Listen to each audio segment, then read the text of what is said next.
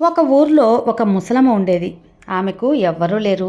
ముసలమ్మకు చిన్నతనంలోనే పెళ్లి చేసేసేవారు. అయిన వాళ్ళందరూ కూడా కాలం చేసేశారు.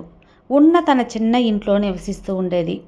పెరట్లో పండ్లు, కూరగాయలు, ఆకుకూరలు అవన్నీ పండించుకొని అమ్ముకొని జీవనం సాగించేది ముసలమ్మ. ఆమెకు ఎవ్వరూ లేకపోవడం వల్ల ఎవ్వరు కూడా ముసలమ్మతో సరిగ్గా మాట్లాడేవారు కాదు. దాంతో అందరితో కూడా కొంచెం కటువుగా ఉండేది. ఎవ్వరికి ఏమీ దానం చేసేది కాదు. పిల్లికి కూడా బిచ్చం పెట్టంది ముసలమ్మ. ఎంగిలి చేత్తో కాకిని కూడా కొట్టదు అనే పేరు సంపాదించుకుంది ముసలమ్మ. అలాంటి ముసలమ్మ ఒకరోజు ఇంట్లో వడ్లు దంచే పనిలో ఉండగా ఒక సాధువు భవతాం భిక్షాందేహి అంటూ ఇంటి ముందుకు వస్తాడు. ఆ ముసలమ్మ కోపంతో ఏమీ లేదు పో అంటుంది. అయినా ఆ సాధువు చిరునవ్వుతో నిల్చుకొని వెళ్ళమంటే వెళ్ళట్లేదు, నీ పని చెబుతాను ఉండు అంటూ గుప్పెడు వడ్ల గింజలు కోపంతో ఆ సాధువు వైపు విసిరేసింది. ఆ వడ్లు వెళ్ళి ఆయన భిక్షపాత్రలో పడ్డాయి. ఆయన అలాగే నవ్వుతూ వెళ్ళిపోయాడు. ఆ తర్వాత కొద్ది రోజులకు ఆ ముసలమ్మకు మహామృత్యుకాలం ఆసన్నమైంది. భయంకరమైన ఆకృతులతో యమభటులు వచ్చారు ప్రాణాలు తీసుకెళ్లటానికి. యమభటులు తీసుకెళ్తుంటే వైకుంఠం నుండి విష్ణుదూతలు వచ్చి యమభటులతో, ఈ ముసలమ్మ తమ జీవితకాలంలో ఒకే ఒక పుణ్యం చేసింది. ఆ పుణ్యఫలానికి ఫలితంగా సుదూరం నుంచి వైకుంఠ దర్శనం చేయించాలి. మొదట పుణ్యఫలం అనుభవించాక అప్పుడు పాపాల ఫలితంగా మీ నరకలోకానికి తీసుకువెళ్ళి శిక్షలు అమలుపరచండి. మేము కొంచెం దూరం తీసుకువెళ్ళి వైకుంఠ దర్శనం చేయించి మళ్ళీ మీకు అప్పగిస్తాము అని యమభటులతో అంటారు. అదంతా వింటున్న సూక్ష్మ శరీరంతో ఉన్న ముసలమ్మకు ఏడుపు వచ్చేసింది. తమ పుణ్యకారం చేయకుండానే జీవితం గడిపాను అని పశ్చాత్తాపం కూడా పడింది. తను చేసిన చిన్న పుణ్యకారణం ఏమిటి? ఆ విష్ణుదూతలను అడుగుతుంది. నువ్వు ఒక భిక్షగాడికి కోపంతో వడ్లగింజలను విసిరావు. ఒక మహాభక్తుడైన సాధువు పాత్రలో పడ్డాయి. ఆయన సంతోషించి నిన్ను ఆశీర్వదించారు. అదే నీకు పుణ్యంగా తెచ్చిపెట్టింది. ఏమీ ఆశించిన గొప్ప భక్తుడికి నువ్వు ఏది ఇచ్చినా వాళ్ళు అన్నిట్లో భగవంతుని చూస్తూ తృప్తి పడుతారు.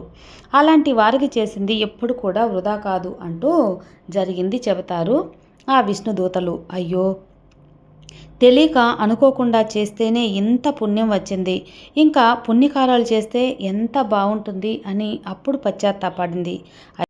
ఇంతలో అదిగో చూడు, అదే వైకుంఠ ద్వారం, చూసి ఇక నరకానికి వెళ్ళు అంటారు విష్ణుదూతలు. అయ్యా, నాకు కనిపించట్లేదు ముసలదాన్ని, దయచేసి కొంచెం ముందుకు తీసుకెళ్ళండి అంటుంది ఆ ముసలమ్మ. సరేనని వాళ్ళు కొంచెం ముందుకు తీసుకెళ్ళి కనిపించిందా అమ్మా అంటారు. ఆ ముసలమ్మ కనిపించలేదయ్యా అంటుంది. వాళ్ళు ఇంకొంచెం ముందుకు తీసుకెళ్లడంతో ఇలా జరుగుతూనే ఉంది. పూర్తిగా ద్వారం వద్దకు వచ్చేశారు.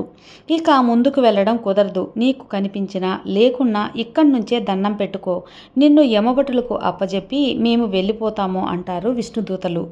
ఆ ముసలమ్మ ఒక్క ఉదుటున పరుగును వెళ్ళి వైకుంఠ ద్వారానికి బల్లిలా ఖర్చుకుపోయింది. ఆ ద్వారాన్ని గట్టిగా పట్టుకోగానే ఆమె నోట్లో నుంచి మాటలు ఇలా వచ్చాయి. ఓ పరాయణ, ఓ కరుణాసాగర, ఓ గజరాజ రక్షక, ఓ శరణాగత వత్సల అంటూ పిలిచింది. స్వామి, తెలిసి తెలియ చేసిన ఆ సర్వ పాపాలు హరించి నన్ను రక్షించు తండ్రి. ఎందరో పాపులను రక్షించి వారికి ముక్తినిచ్చావు అంటారు కదా, అజ్ఞానురాలైన ఈ అబలను అలాగే రక్షించు. నిజమే, నువ్వు ఇచ్చిన నా జన్మ వృధా చేసుకున్నాను, కానీ ఇప్పుడే ఈ సూక్ష్మ శరీరంతో తెలుసుకున్నాను. నేను చేసిన పాపాలని నువ్వు వచ్చే వరకు నేను ఈ ద్వారం వదలను అంటూ ఏడుస్తూ ఎలుగెత్తి స్వామిని పిలవడం మొదలుపెట్టింది ఆ ముసలమ్మ. ముసలమ్మ తెలివికి ఔరా ముసలమ్మ అనుకొని రమ్మని ఆవిడను తాడు వేసి లాగారు విష్ణుదూతలు. కానీ గట్టిగా పట్టుకొని ఆ ద్వారానికి అతుక్కుపోయింది ముసలమ్మ. ఇంత బలం ఏంటి ముసలమ్మకు అని ఆశ్చర్యపడి చూస్తూ ఉన్నారు. అప్పుడు స్వామి మాటలు వినపడ్డాయి వారికి. ఈ ముసలమ్మను మరో జన్మలోకి పంపించండి. ఆ జన్మలో మంచి బుద్ధితో ఉంటూ నిరంతరం భగవన్నామ స్మరణ చెబుతూ చివరికి వైకుంఠం చేరుతుంది అని చెబుతారు స్వామి. అది విని సంతోషించి స్వామిని ప్రార్థించింది ముసలమ్మ. తర్వాత మరో జన్మ తీసుకుని నిరంతరం దైవస్మరణలోనే పరమాత్ముని చేరుకుంది ముసలమ్మ. అందుకే మనకు ఉన్నదానిలో అనవసరం ఉన్న వాటిలో పేరు కోసం, స్వార్థం కోసం కాకుండా నిస్వార్థంగా సాయం చేయటం ఎంతో పుణ్యం. చిన్న సాయం చేసి ఇంత చేశాను, అంత చేశాను గొప్పలు చెప్పుకోకుండా మనం చేసిన దాన్ని ఎవ్వరికీ 10 మందికి తెలియకుండా ఉంటే అది భగవంతుడికి తెలుస్తుంది.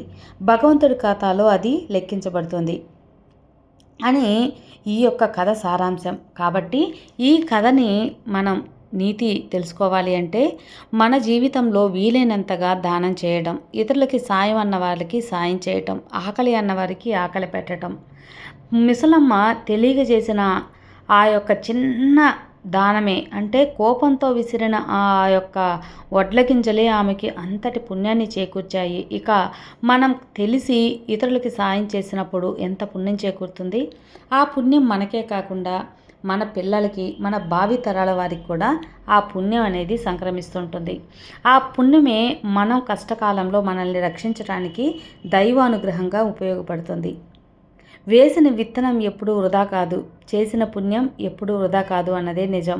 మనం ఒక విత్తనం వేసినప్పుడు ఆ విత్తనం చెట్టు అయ్యి అది ఫలాలని, పండ్లని, కాయల్ని, పుష్పాలని ఇచ్చి మనల్ని ఆనందపరుస్తుంది. అదేవిధంగా మనం చేసిన పుణ్యం అది మరింత పుణ్యఫలంగా మారి మనకు, మన పిల్లలకు, మన భావితరాల వారికి, మన తరతరాలకు కూడా పుణ్యాన్ని చేకూరుస్తుంది.